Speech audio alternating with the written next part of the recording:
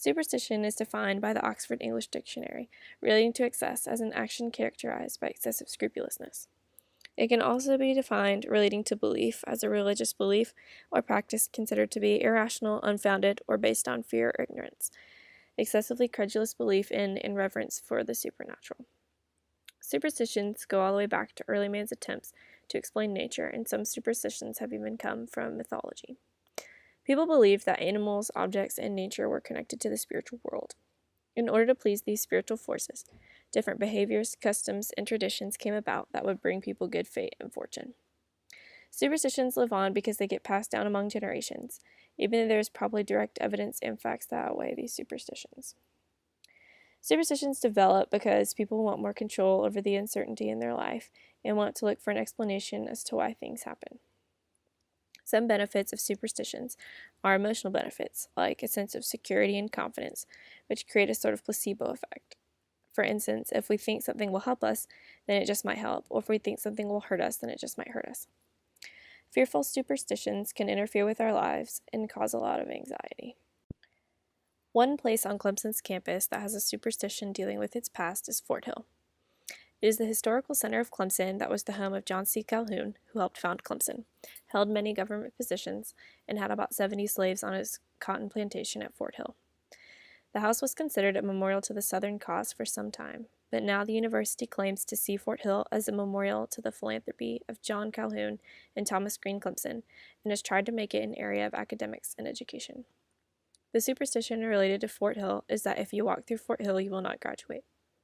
When taking a tour of the house, slavery appears to be absent from the home. The actual words weren't said during the tour, and there aren't many pictures with obvious hints at slavery. This superstition is rooted in ignorance because nobody wants to acknowledge that Clemson's history is rooted in the practice of slavery. The house is avoided so people can avoid the truth behind Clemson's history. In order to be a more united university, we must embrace everything in the whole history of Clemson University and Calhoun and his plantation. There is another superstition on Clemson's campus that says if you stroll through President's Park with your significant other, hand in hand, then you are going to eventually get married to that person. Another superstition is the legendary Howard's Rock.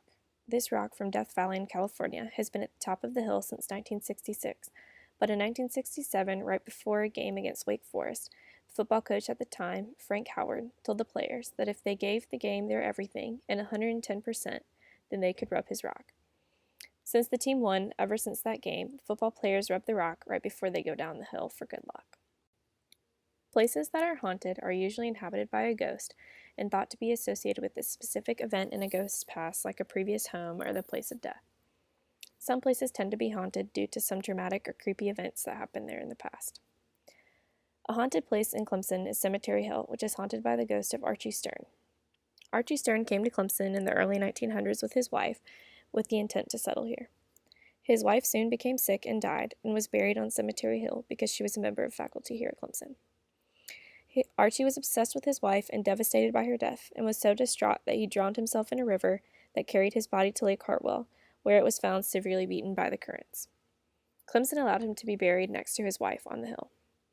It is said that every now and then his headless spirit will come out and be seen in the cemetery still looking for his wife.